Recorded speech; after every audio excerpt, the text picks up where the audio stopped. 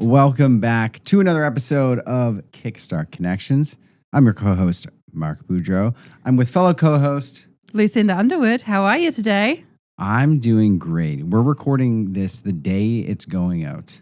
It's Wednesday. We are. True story. You're listening to this. If you're a dedicated listener, it was hours ago that we recorded this.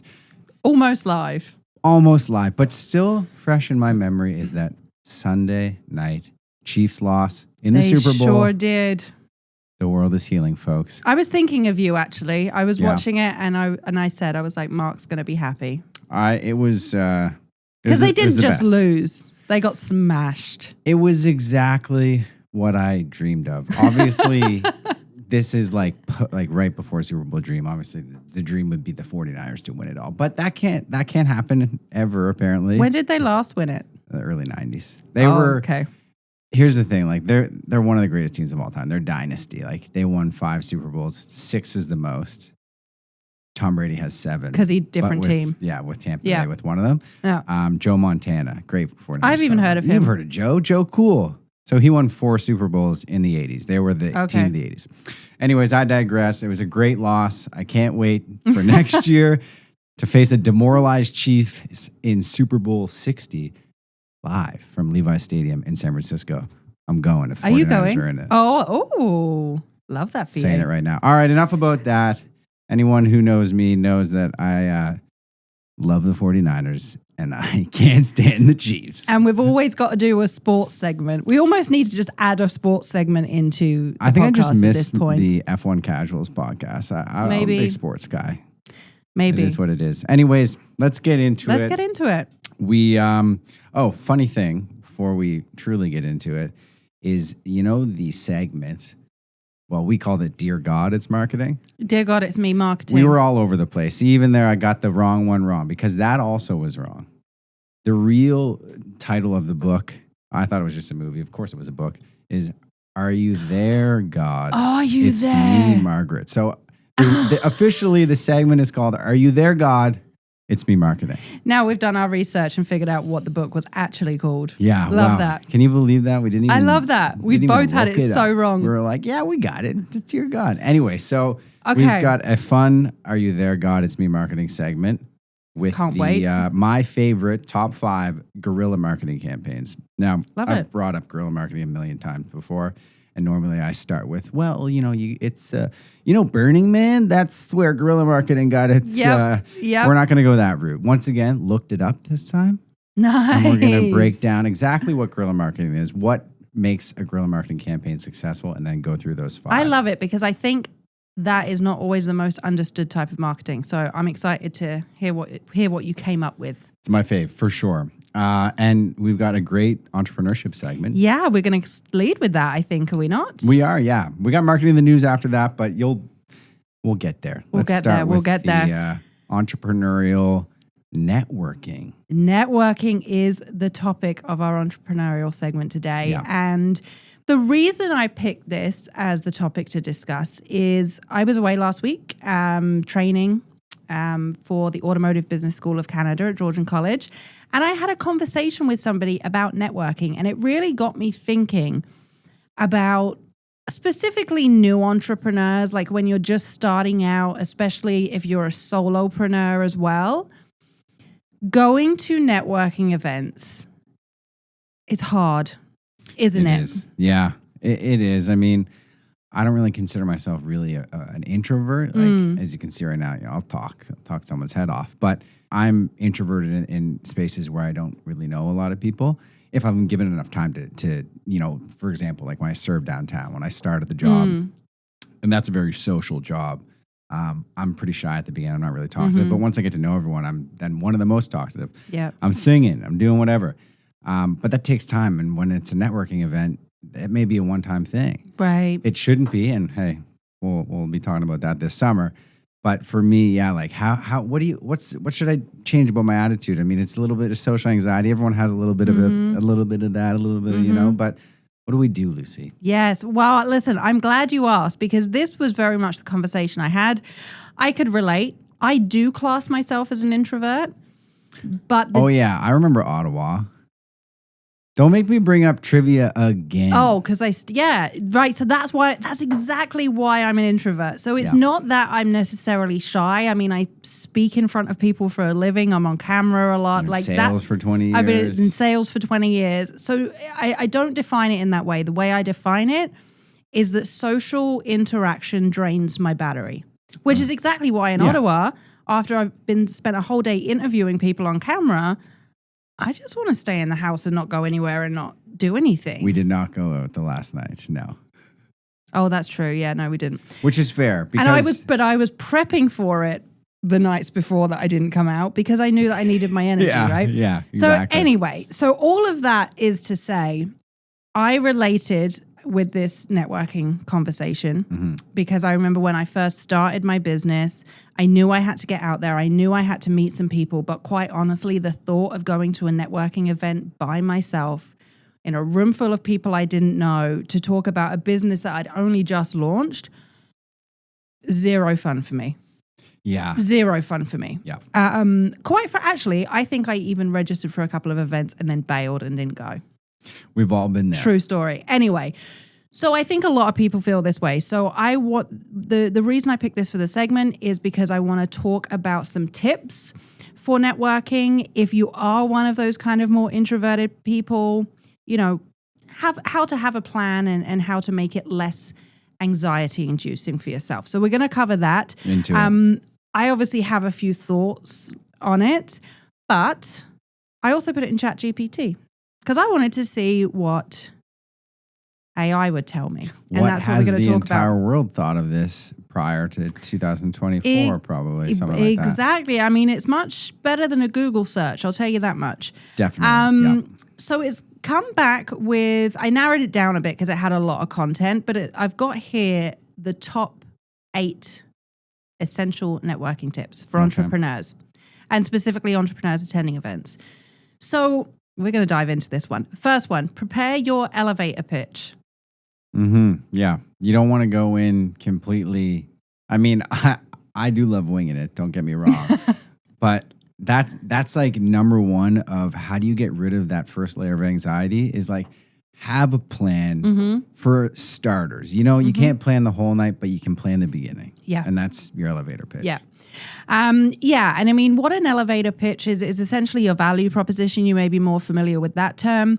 But essentially what it is, it's a 30-second spiel on who you are, what you do, and something specific about how your value adds business, right? How it solves a problem and how it adds value.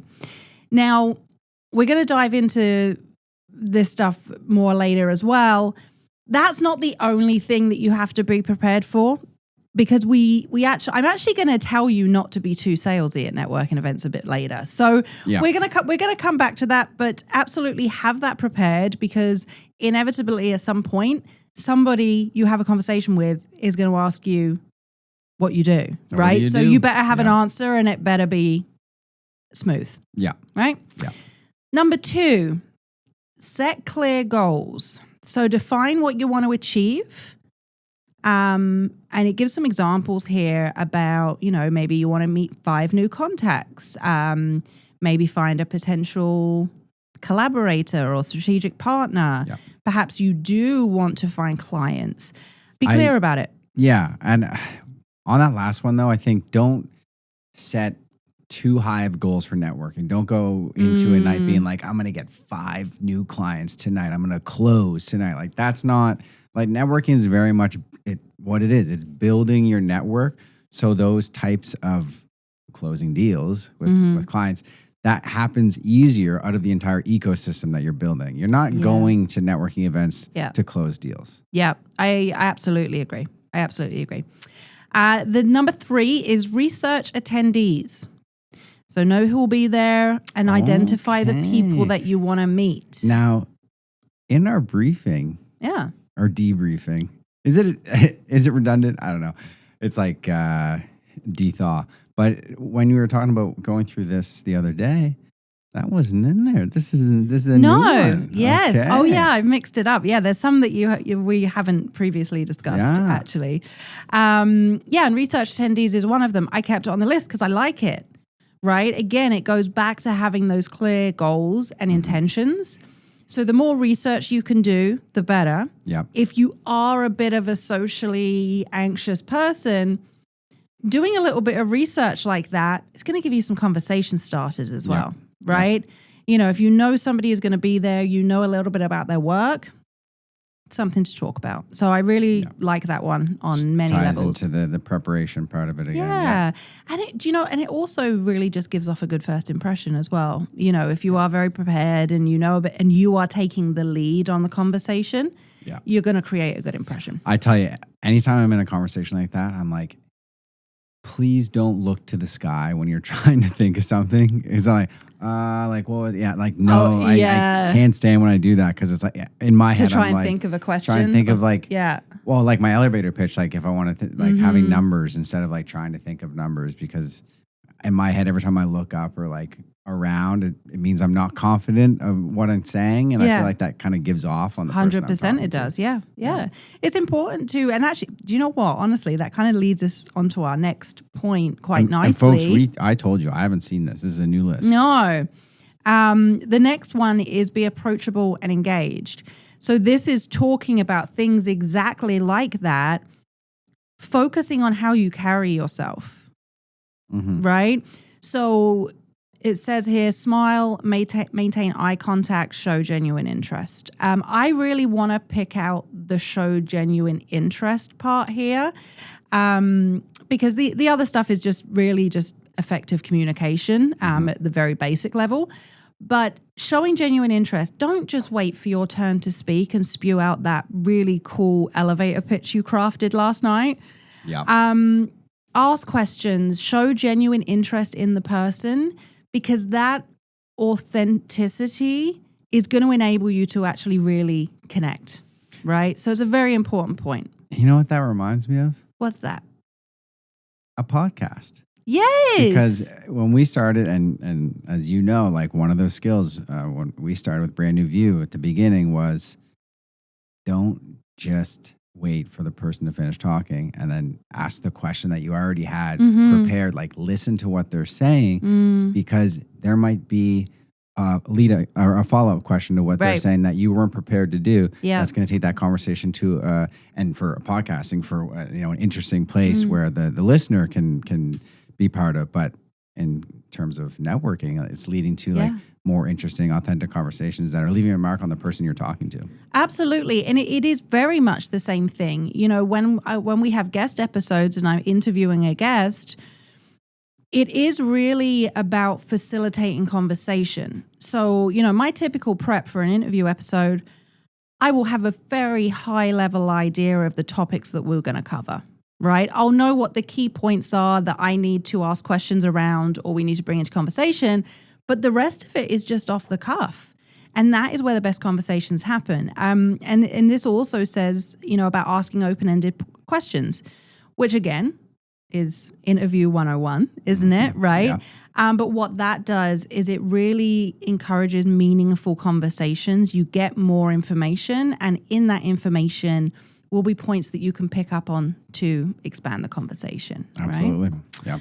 I am liking this list so far. We're halfway through and I'm really liking it. So it is a, sorry to interrupt. That's but okay. Like, it is a skill to be able to formulate the next thing you want to say while also sort of listening to what that person is saying. Yes. Because you do want to, you know, have a plan of where you want to go with that conversation and what questions you want to ask. But like, it's a learned skill to be able to like recognize, oh, that's something that I can then ask this question and then go that direction with it. It is. Yeah, it definitely is a skill. I also think,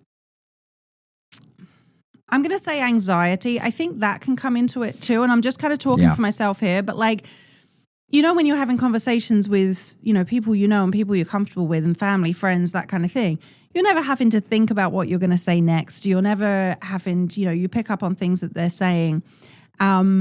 But when you're anxious or when you're self-conscious, your brain is going a million miles a minute. And it's hyper aware of everything. Right. So it's hard to do that, right? Absolutely. So if you do find that's an issue for you, work on calming the anxiety or the noise in your head and you'll be way more present in the conversation. Yeah, no, absolutely. Okay, so number 5 on our list this is what I was coming back to at the beginning when I was talking about selling and the place for selling. Prioritize relationship building. Focusing on the actual connection rather than an attached outcome that you may have, right? So not just focusing on sales. It's really, and this goes back to what you were saying too. Networking is about creating longer term relationships, it's not transactional, right? Yeah. And we've all been to those kinds of events where it is just a bunch of people handing out business cards to each other, right? So I think the event has to be crafted around the intention as well. Mm-hmm. But even if you are at one of those events, if you actually then have some meaningful conversations with people, you're going to make so much more of an impact. Yeah. Oh, yeah. Right? I think even just like simple wording such as like get to know your fellow entrepreneurs in your city, like that, just get to know them. Like, don't sell them, just get to know them. Yeah, I love it. Take notes for follow-up. So actually, this is another new one to the list we talked about. Okay. Yes, I am a note taker. You are, yeah. You know, I've always got a notebook. You're our resident note taker. I am, it's so true. No, but I like this addition. And we talked about follow-up the other day when we were kind of prepping. But taking notes, such a great idea. After each conversation, jot down key points to personalize your follow-up and strengthen the connection. Mm-hmm. And this, I talk about personalization a lot when I'm training customer experience, and it's all to do with human nature and human psychology and the art of connection, really. But if you can personalize that follow-up message, you're probably a lot more likely to get engagement from it. Yeah. Right? So I really like that, because the other side of it is if you are meeting a lot of people, are you going to remember everything? Are you going to remember those little details? Probably not. Most people wouldn't. So I like the notes. I like the note taking. Just record the whole night from your phone. No, just joking. I mean, yeah, that would take a while to go through. Yeah, we don't have that kind of time. But you could do voice notes. Like if you're not an actual physical note taker, I do voice notes on my phone. Just maybe not in the corner alone during the event. What's that person doing over there? Again, remember your body language and how you carry yourself, right? Yeah, totally. Okay, number 7, follow up quickly. Yeah, absolutely. You don't want to leave it weeks and weeks and weeks and then reach out and say, hey, do you remember me? We met 2 months ago. What is the perfect amount of time? The perfect amount of time is actually 24 to 48 hours. Wow. Yeah. Because you're not dating, folks. This isn't dating. No. And the other side of it as well is, the follow-up is really just to secure that connection, right? And you've taken your notes, hopefully. Send a message referencing a specific part of the discussion that you had, right? Maybe looking for other ways to connect. Maybe, hey, let's actually connect on LinkedIn. Yeah. Right? Then that gives you another platform. If they give you an email address, you email them, then you connect on LinkedIn. That's more of a platform for you to actually keep up with each other as well, therefore helping maintain the relationship. Oh, absolutely. And finally on the list, again, thinking about maintaining relationship post-networking event, because again, what's the point of going through all of this stress and all of this preparation and making connections if you're not going to maintain them afterwards? Be consistent, right? Regularly reach out to people that you've met. Regularly attend more networking events too. Because the other thing about doing things we dislike doing, now, some people love networking events. This episode maybe isn't so much for you. But the only way we get more confident at things that are uncomfortable for us is by doing them. Oh, yeah. So once you go to one, use that momentum and keep on trucking. Yeah, exactly. I mean, think of, well, of course, I'm going to use a sports analogy here. Of course. Practice makes perfect. Wouldn't be an episode of Kickstart Connections without the sports analogies. Go on. Now, everyone knows there's no such thing as perfect. But we think of it makes sense. You, like for hockey, for example, you practice a slap shot over and over again. You see the direct result. You get better if you have good coaching and good technique and all that stuff. Mm-hmm. But people don't apply it to networking or like social events. Like the more you go out, put yourself out there, you get better at going out and putting yourself out there. Right. Right. Absolutely. I mean, at the end of the day, anxiety is around normally doing new things. Yeah. So, yeah, love that. Great analogy. Now, obviously, people have straight like agoraphobia and all that stuff. We're not talking about No, that like, no, of course, kind yeah. of thing. Just your everyday social anxiety. Just that we all have in this day and age, let's be honest. And that's our entrepreneurship segment for today. Let us know what you think. Are you a happy networker? Are you a more shy networker? And did these tips help you? Let us know in the comments. And if you're a no networker, then we'll see you this summer. Yes. Stay tuned. Yes. Love it. Love it. Love it. All right. What's up next? It's time for everyone's favorite segment, especially now we know what it's called. Especially the man upstairs. This is not a Christian podcast. Are you there, God? It's me marketing. I love it. I love it. Yep. It's I great. like it. We're going to keep this name. If we ever do merch, you know what's coming. What's that font anyways? It's cool. All right, well, let's get into it. So on today's segment, I'm going to be talking about guerrilla marketing, as I alluded to earlier. Yep. Now, as you also know, guerrilla marketing is my favorite type of marketing. I found out about it, I think, when I was going to NSCC, taking marketing over there, maybe 10 years ago. That was more than 10 years ago. My goodness. Time flies. Time does fly. Mm-hmm. But it's marketing, and I've said it before, like, it's like a cultural jam. It's something you see out in public typically that just makes you think and takes you out of your everyday stupor, for lack of a better word. Right. And when you're taken out of that funk, you're paying attention more than ever. Like your brain is really taking in whatever took you out of that and you remember it. And guerrilla marketing, that's what it's trying to tap into. Yeah. So there's kind of like 4 different types of guerrilla marketing. There's outdoor. Yep. Indoor. So outdoor is typically what you think about when you think of guerrilla marketing. Yeah. It is for me anyway. I think about some of the big campaigns. I remember one, it's funny, I can't remember what it was for, but I remember the marketing campaign. I think it was for some kind of beer or lager. It was Carlsberg, I think, maybe. Do you have Carlsberg in Canada? Yeah. Okay. I don't know. I don't drink beer.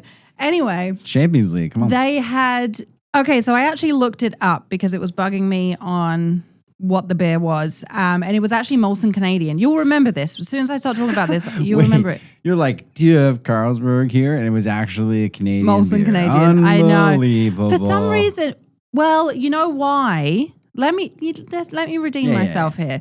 So you know why? It's because what they did is they had a passport beer fridge. And they dotted them. I remember that. Yeah, that was good. In places around the world. And I remember the commercials because I remember seeing Europe. And there's this red fridge. And only Canadian passports would open the fridge. So good. So not only did that mean, people kind of looked at it and engaged with it, there was a ton of beer in the fridge. So I think they also then went to find people with Canadian passports so they could open the fridge. Very smart. Amazing. Anyway, sorry. That's what I think about when I think guerrilla marketing. Those were the days. What's the next type? I love that, by the way. That is actually, that is outdoor, but it is experiential guerrilla marketing, where could be outdoor, could be indoor, which is the next one. Yeah. Or it could be event ambush, which is the third one, which is where it's like a pre-decided event. You could be selling tickets to like a little show, like a little like street soccer event in the middle of Paris, and like Adidas is putting it on or something like that. Well, that's never happened. I mean, maybe it has, but just an example of like a predetermined event. But experiential can be any of those 3, but the product is actually part of the interaction. Oh, I see. Gotcha. So okay. The beer's there. That all just came together in my brain. yeah. Okay. Gotcha. So it's super cool. It's public marketing. So with that being said, let's get into my favorite 5 guerrilla marketing campaigns. I'm excited to see these. And I also have not pre-seen these. You haven't seen any of these. And these are, folks. So as always, live reactions Live here reactions in the studio. on Kickstart Connections. Nothing but. And I know before in my top Lucy's 5s, live reaction. What? New segment? Wow. Here we are within a segment. We've got a segmentception. All right. Sorry. Continue, please. No, that's okay. I'm into it. And I'm not going to forget my train of thought. But it is time for my top 5 guerrilla marketing campaigns in no particular order. Okay. Now, I know I said before when we're counting down a top 5, you count down from 5 to 1, but I don't really want to rank these. Okay. Because they're all great and like, I just didn't. All right. It's our podcast. We make the rules. So, number 5, just kidding. The first one is Domino's paving for pizza. Now, do you remember this one? I remember them doing American. I remember them doing much. a snowplow one. Didn't they have loads of snowplows out? They definitely had. I think they did that. That was a later in the same. I vein. don't know if I remember. Remind me what the paving one was. So same idea. Like they came out. Now this was like a guerrilla marketing campaign that was supported with regular commercials and advertising. Okay. On TV, social media, whatever. But Domino's was saying, "We're not the reason your pizza's late. It's the shitty roads." Oh. Domino's started paying for paving in all 50 states so that the pizza would get there faster. Less potholes. Smart. Yeah. So I wonder how much that cost them, though. Great question. And when I'm pretty sure when it was paved over, like it would say like this was paved by No. Now they didn't go. It wasn't like don't think the steamrollers were out and they were like repaving streets. It was No, they it was just potholes. Like Yeah. so it probably wasn't like The repairs they do around here that last about 2 weeks. Yeah, exactly. Yeah, it wouldn't have worked up here. But no, that was a cool one. Yeah, love it. And But what super did it cost inventive. them? Actually, not nearly as much as you'd think. Okay. So initially it was 20 towns, Mm-hmm. and then they expanded. But the initial cost for those 20 towns, $100,000. Okay, so the ROI was obviously there on the little Big time. towns Like because why for- would they have expanded it? Exactly. Okay. Like, right. And that's what I mean. Like, doesn't matter how much it costs later. The ROI is there. Big company like Domino's, like that's nothing. I mean, they definitely spent more money with traditional advertising 100%. for that campaign. Yep. So that's kind of a cool one where it was all Love that. working together. What's the next one? The next one, this is like one of the more memorable guerrilla marketing campaigns. Is quite simple. It happened in 2010. I actually learned about it at NSCC when we were talking about guerrilla marketing. Was the McDonald's French fries crosswalks. Okay. Did you see these? 2010. No, because that was when I first moved here. Okay. So Well, you're it gonna was have to all tell over me the about world. it. Tell me about it. I might remember. But it makes sense because like England kind of has their own. It's very fast food different. going on. Well, yeah. no, we have I know you McDonald's, have but McDonald's, we have know, different Yeah. advertising campaigns. Yeah, exactly. So essentially, and we kind of do this Because we don't call it a crosswalk for number one. Well, we're not starting that. There's zebra crossings. Okay, wow. Facts. It's facts. Well, this is why Because McDonald's they're didn't black and white do like it. a zebra. Sorry, go on. Great. Perfect. Zebra. So basically what McDonald's did is, and we did this here actually in Halifax during Pride Month, we paint the sidewalks. All the Rainbow. different colors of the Pride flag. So McDonald's painted their fry container with fries coming out, and the fries were the crosswalk painted across. Okay. So it was just one of the first ones. Yeah. I wanted to add it because it was in the marketing book. Okay, folks, like it's a cool one. It kind of like kicked things off. Yeah, love it. Okay, Like guerrilla cool. marketing in my head. All right. So that was number 4.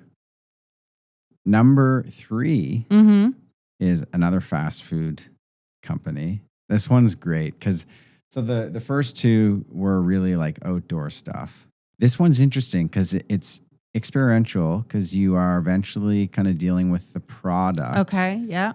Coupons in this case, but it's not really outdoor or indoor. It's not really an event.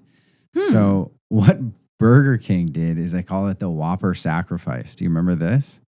Oh, it rings a bell from seeing it, but So this was in like the early 2010s, and it was, I don't know how they even proved this, but Burger King said, if you defriend 10 people on Facebook and show the proof, then you get a free Whopper.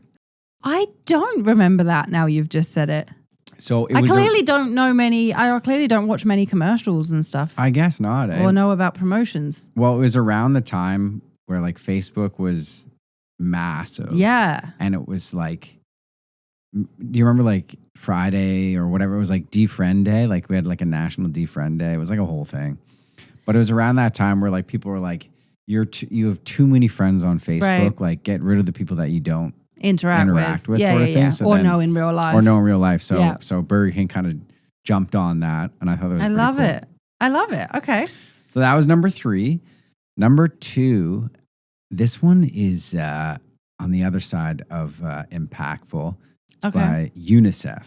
And it was their Dirty Water campaign. Yes. This was in New York in 2009. So I don't know if... It rings a bell, like the dirty water, like that rings a bell. But again, you got to give me the deets. I'll give you the details. You got to give me the deets. UNICEF put a vending machine in Times Square, I believe it was. No, Union Square. Mm-hmm. And it was a picture of a water bottle with very dirty water in it. Yeah. And essentially saying, like, this is a dirty water vending machine. And the different ones you could pick were intense. It was like malaria, typhoid, Oh, wow. dengue, hepatitis. Now, obviously, those weren't in any. It was just like Yeah, obviously. water with probably actual dirt in it. Yeah. But it was essentially saying, and it was like for $1, like you can have this dirty water, but you'll give clean water to someone who doesn't have clean water, sort of thing. Oh. But it was, what's great about that is like everyone knows what UNICEF does. Everyone knows people, like there's charities collecting for that kind of thing. But it's so easy to be, out of sight, out of mind. Yeah. But where Guerilla Marketing is so great is that it is in sight and it is in the mind. Yeah. Because you're impacted. You're like, oh my gosh, you see it and you're like, what is this, first of all? Because this vending machine doesn't make sense and shouldn't be in Union Square. And then you get up close and you're like, oh wow, like that's the reality of the world. Intense. Yeah. Very impactful. I like that one. Good one, right? Now, the last one is, it's not a huge one, but a lot of people might be thinking, I can't do guerrilla marketing. Like all these big companies, you need a huge budget to do guerrilla marketing. Yes. And to that I say, not true. Okay. In Warners Bay, Australia, so small town, I have no idea where that's probably on the East Coast, if I had to guess. A fitness business painted a bunch of bicycles, old bikes, completely purple. So, a bright color that stands out. Mm-hmm. There's not a lot of natural purples unless you're walking through a garden or something like that. And there was no signage, there was no nothing. They just put a bunch of purple bikes around town.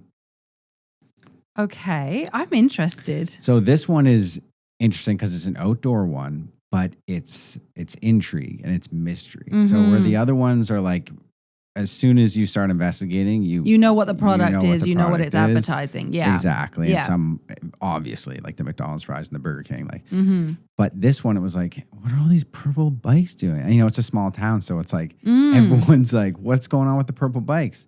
And then eventually, through kind of like telephone, everyone starts to find out it's this fitness place. But then they don't know, why is this fitness place doing that? Right. So then they go to check out the fitness place and then they're like, it's not that big of a deal. The purple bikes are to remind you to get in shape this spring. Yes. And that's it. It's a simple message, but it got everyone in the door. Very cleverly done and low cost. On a budget. Like you can get, if you spend $50 on a bike from Canadian Tire, $1,000 budget, do it. And, it may have the effect that it had in this case, but no, very cool and proof that you can do it on a budget. I love that. I love that you finished with one, a smaller example too.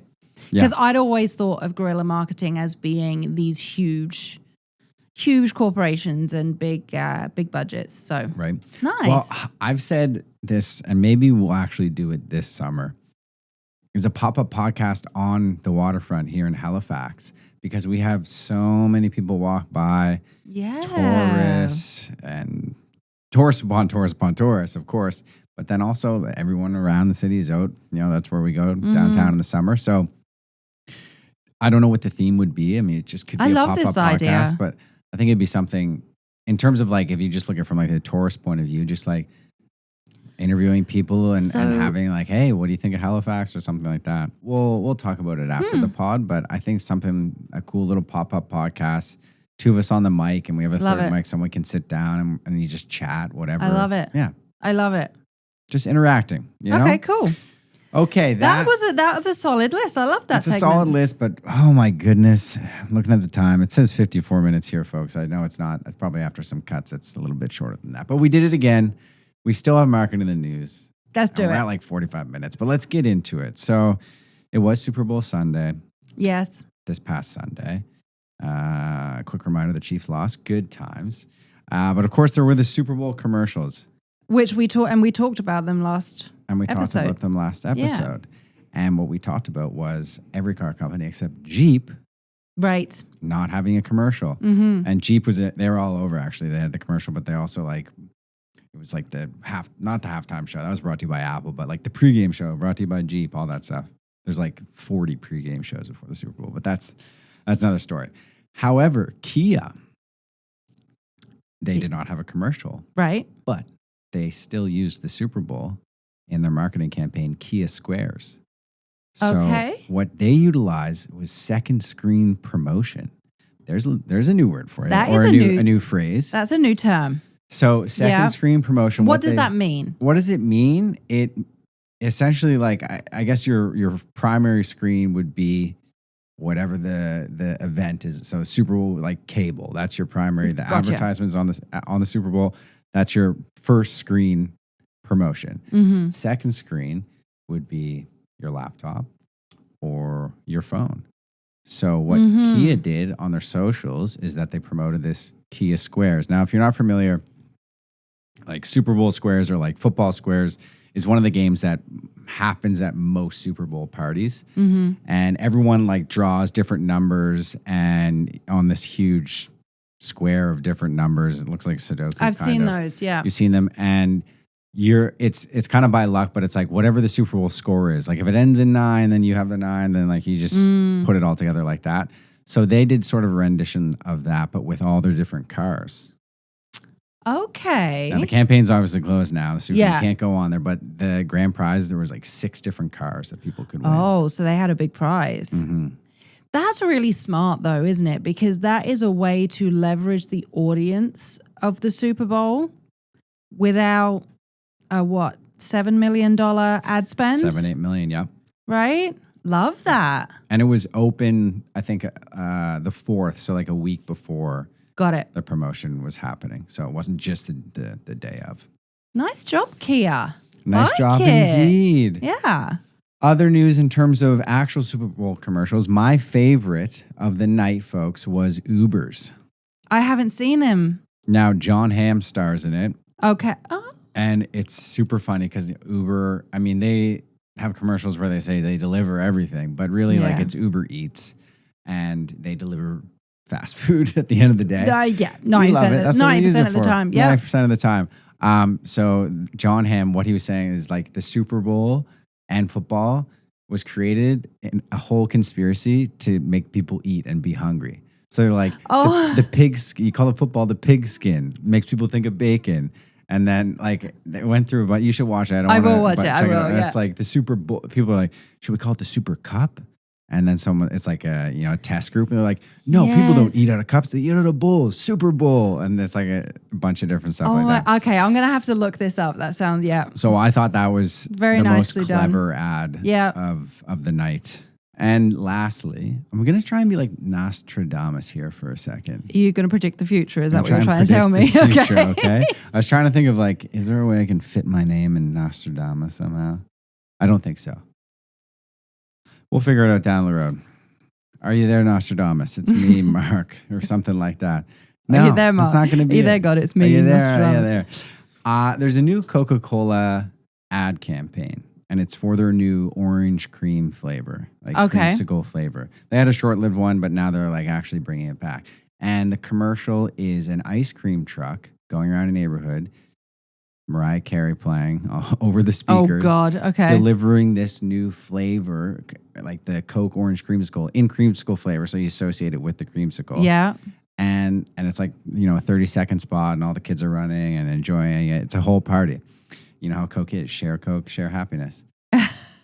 I am going to predict that this is also going to be a guerrilla marketing campaign where these Coca-Cola ice cream trucks are going to start popping up around I like that towns. bet. I like that bet because, quite frankly, if they're not already planning that, they should probably do that. 100%. Yeah. So look out for the Coca-Cola ice cream truck, the orange cream truck, I guess you could call it. And remember, folks, you heard it here first. Yeah. Coming to a city near you. All right. We just made it under an hour, I think. Nah, who knows? Who knows? Whatever. We hope you stuck with us. We hope you enjoyed today's episode. And what should they do next? Well, folks, if you are listening on your favorite podcast platform, please subscribe to the podcast. Give us a 5-star rating if you want, or 4, keep it above 4 if you can, be much appreciated. And leave us a review. We'd love to know what you think of the podcast. Questions, comments, concerns, or recommendations. Yes, absolutely. If you have any topics that you would like to hear us discuss, please feel free to share them. And if you're watching on YouTube, please like this video, hit that bell button, subscribe to the podcast. Leave a comment. We can comment back on YouTube. I say that again, like the interaction's immediate. Love on it. YouTube. So if you're watching, let us know what you think. And we're also on Instagram at Kickstart Connections Podcast. And at bnv.media if you want to follow us as well. And you don't really, it's not a page right now. Well, because I think something's should we coming. announce it now or no, are we going to hold off? I can't announce it yet, but something's coming. There is a reason why I don't have a business Instagram page as it stands. So I love it. I'll get back to you on that. A cliffhanger to finish Love this that. episode. Until next time, folks.